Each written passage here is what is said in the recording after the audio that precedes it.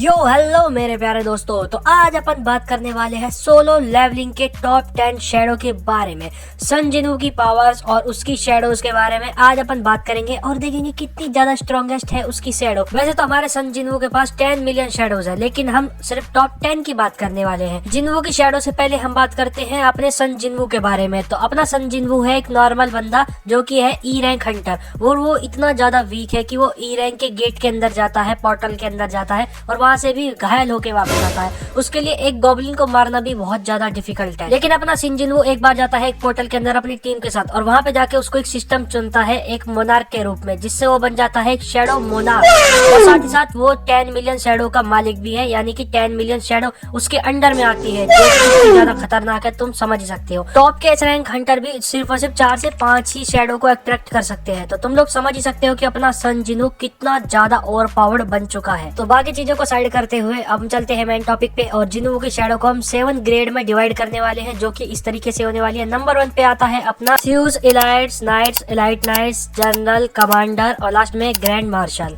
अब थोड़ा इनकी रैंक पे बात कर लेते हैं। तो अपने स्लाइस आते हैं अपने सी रैंक पे, और अलाइट्स आते हैं अपने बी रैंक पे, और नाइट्स आते हैं अपने ए रैंक पे, और एस रैंक के होते हैं अलाइट नाइट्स, और ये है जनरल्स जो कि इनसे काफी ज्यादा स्ट्रांग होते हैं। तो इनको हम रखने वाले हैं एस प्लस रैंक पे, और इनसे काफी ज्यादा स्ट्रांग और काफी ज्यादा ड्यूरेबल होते हैं अपने कमांडर्स। तो इनको अपन रखने वाले हैं एस प्लस प्लस रैंक पे। और अपना लास्ट वाला जनरल मार्शल, जो कि भाई साहब जिनवू से थोड़े से ही कम मतलब ताकतवर है, तो इनको रखेंगे सबसे ऊपर पे, और इसमें से शैडोज और अलाइट को हटा देते हैं। तो चलो नंबर 10 की तरफ चलते हैं, जो कि है काइसल। काइसल एक काफी खतरनाक शैडो ड्रैगन है, और सिन जिनवू उसका यूज सिर्फ और सिर्फ कहीं से ट्रेवल करने के लिए करता है, जैसे कि उसे कहीं जाना हो तब। और उसकी पावर्स की बात करें तो उसके पास है इम्यून, स्पीड और फ्लाई की एबिलिटी। और यहाँ पे कमबैक स्किल की बात करें तो वो उसके पास है 0। और इसकी रैंक की बात करें तो वो है अपना नाइट ग्रेड, यानी कि ए रैंक। वैसे मानवा में भी एक बार इसको टस्क ने हराया था, जो कि एक एस रैंक है। वैसे एनिमे के अंदर इसको काफी कम समन किया गया, क्योंकि सन जिनवू इसको सिर्फ ट्रेवल के लिए यूज करता था, या फिर बंदी के सामने फ्लेक्स करने के लिए, जो कि बहुत ज्यादा डिसअपॉइंटिंग है इसकी पावर्स को लेके। वैसे नंबर 9 पे अपना आता है टैंक, जिसको रेड गेट के अंदर अपने सन जिनवू ने एक्सट्रैक्ट किया था, जो कि काफी ज्यादा खतरनाक है, और ये उन पोलर बियर का लीडर भी था, और इसको सन जिनवू ने नाम दिया टैंक। और ये काफी ज्यादा स्ट्रॉन्ग और खतरनाक है, जैसा कि ये दिखने में लगता है उसी के हिसाब से काफी ज्यादा स्ट्रॉन्ग भी है। टैंक एक एनिमल है, लेकिन फिर भी वो काफी ज्यादा इंटेलिजेंट है। और इसकी पावर लेवल की बात करें तो जब ये एक्सट्रैक्ट हुआ था ये अलाइट ग्रेड पे था, इसने लेवल अप करके खुद को नाइट ग्रेड पे पहुंचा लिया है। इससे टैंक डिफेंसिव और ऑफेंसिव काफी ज्यादा स्ट्रॉन्ग हो चुका है, और स्टैक के हिसाब से देखे तो वो अब एक ए रैंक हंटर के बराबर है, काफी स्ट्रॉन्ग। तो नेक्स्ट है अपना जीमा, जो कि सिन जिनवू को एक ए रैंक गेट को क्लियर करने पे मिली थी, जहाँ पे वो जाके मिलता है उसके बॉस से, यानी कि नागा से, और नागा को मार के ही एक्सट्रैक्ट करके उसका नाम रख दिया इसने जीमा। जीमा के पास एक स्पेशल एबिलिटी, जब किसी मॉन्स्टर को एक्सट्रैक्ट किया जाता था तो उसकी पावर्स घट जाती थी। जैसे कि मान लो ए रैंक पे है, तो जब उसे एक्सट्रैक्ट किया जाएगा तो या फिर वो -A पे चला जाएगा, या फिर वो B पे चला जाएगा। लेकिन जीमा के साथ ऐसा नहीं था, वो जितना ताकतवर एक्सट्रैक्ट होने से पहले था उतना ही उसके बाद था, इसीलिए उसको रैंक डायरेक्ट ही अलाइट नाइट्स की मिली, जो कि काफी खतरनाक है। जैसा कि तुम देख सकते हो रैंक के अंदर वो एस रैंक होता है, जो कितना स्ट्रांग होगा तुम लोग समझ ही सकते हो, एस रैंक हंटर के बराबर। और उसकी एबिलिटी की बात करने वाले हैं तो उसके पास डिफेंस की एबिलिटी काफी अच्छी है, जैसे कि उसके पास है हार्ड स्किन, जिससे कि आर्मर और शील्ड बनाई जाती है, और उसके पास डिफेंस काफी तगड़ा है। इसका मतलब स्ट्रॉन्ग डिफेंस है। कि स्ट्रेंथ का तुम लोग अंदाजा यहाँ से लगा सकते हो कि उसने एक जायंट को एक ही बार में निपटा दिया था। और सोलो लेवलिंग में वह अपने साइज को मैनिपुलेट भी कर सकता है, यानी कि अपने साइज को बड़ा छोटा भी कर सकता है।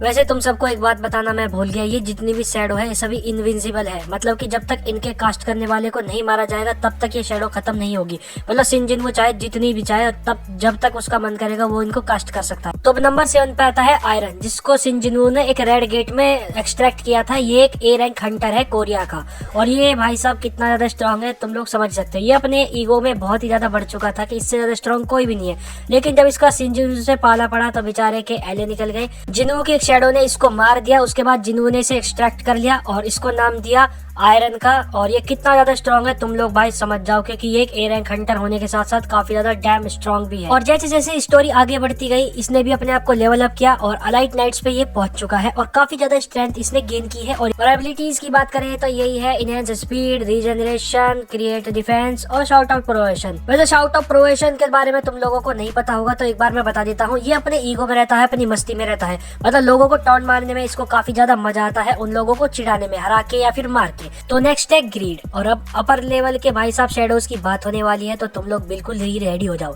तो ग्रीड एक जनरल लेवल का एस रैंक का हंटर था जो कि काफी स्ट्रॉन्ग था, और वो भाई था इस बंदे का, देख रहे हो ना, इस बंदे का भाई था। इस बंदे की मुठभेड़ हुई जिन्हू के साथ, जिन्हू ने इसके भाई को ये वापिस आया, ये बेचारा पेला गया।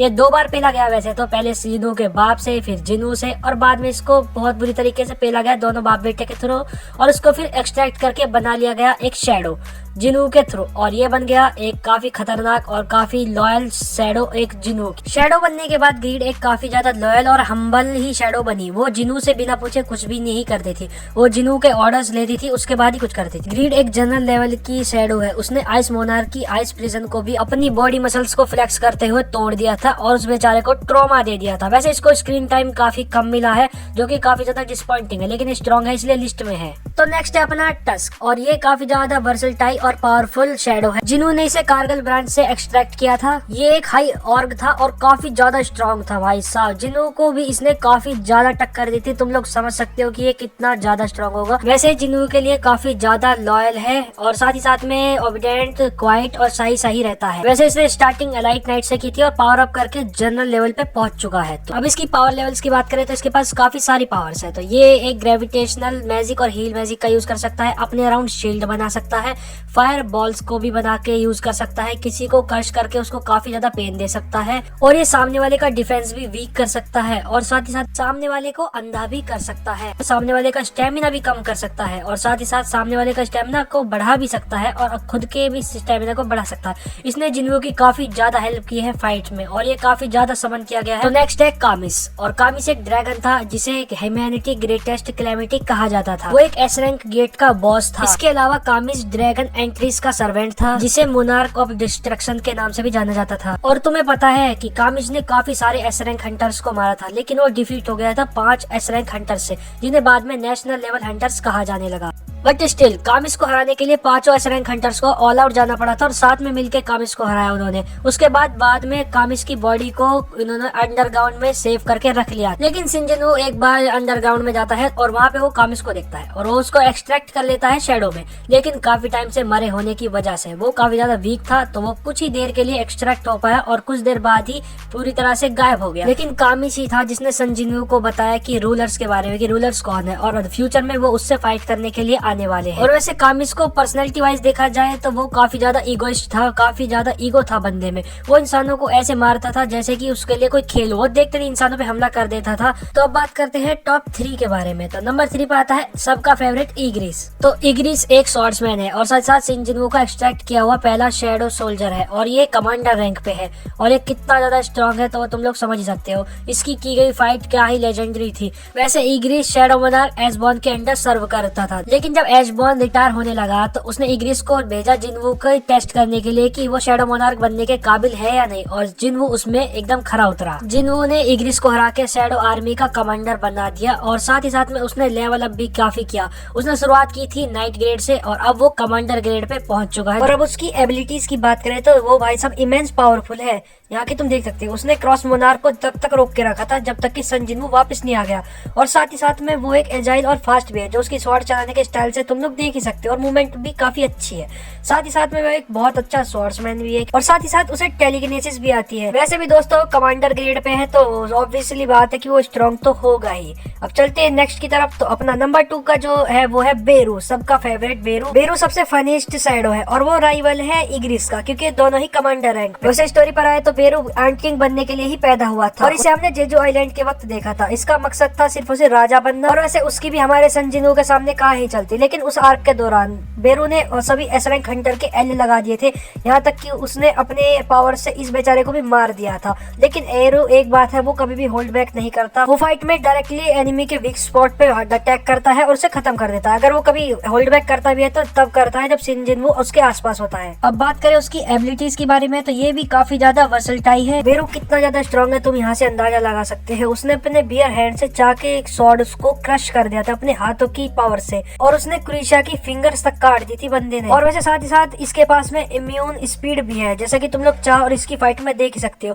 ये चा के डिफेंस और अटैक को कितनी आसानी से देख रहा था और बच रहा था। और इसके पास एक और एबिलिटी है, कॉपी एबिलिटी। ये किसी को भी खा के कंज्यूम करके उसकी एबिलिटी कॉपी कर सकता है। और इसी के साथ उसके पास हीलिंग मैजिक, फ्लाई की एबिलिटी और साइज मैनिपुलेशन की भी पावर है। और वो जिन्वू का one of the best shadow है और लोगों का फेवरेट शैडो है, जिस तरीके से वो रिएक्शन और अपने एक्सप्रेशन दिखाता है जिन्वू के लिए। तो फाइनली नंबर 1 पे आते हैं, जो कि है बेलियन। बेलियन अकेला ऐसा शैडो है जिसके पास ग्रैंड मार्शल का टाइटल है। इवन ये फर्स्ट सोल्जर है जिसको एशबॉर्न ने अपनी शैडो मोनार्क की पावर से क्रिएट किया था। एशबॉर्न की डेथ के बाद यही बना था शैडो आर्मी का लीडर। ये शैडो आर्मी का लीडर है तो समझ जाओ कितना ज्यादा स्ट्रॉन्ग होगा। वैसे दोस्तों बाय द वे तुम लोगों को पता ही है कि पहले कमांडर या मार्शल रैंक की सबसे हाईएस्ट रैंक थी, लेकिन जैसे ही अपना नंबर 1 शैडो बिलियन आता है और बेरूस को चैलेंज करता है और वो बेरू को एक ही शॉट में 1 शॉट कर देता है, तो उसके बाद में उसको एक नई रैंक दी जाती है जो कि होती है ग्रैंड मार्शल। पर्सनैलिटी वाइज देखा जाए तो वो काफी ज्यादा काम और शांत रहता है, लेकिन वो सन जिन्वू के लिए काफी ज्यादा डीपली लॉयल है। इसी के साथ साथ सन जिन्वू के साथ काफी ज्यादा टाइम बिताने के बाद वो एशबॉर्न के फैसले पर सहमति जताता है कि उसने काफी अच्छे सक्सेसर को चुना है अपने लिए। अब मेरी समझ में नहीं आ रहा कि मैं इसकी शैडो को कैसे एक्सप्लेन करूँ।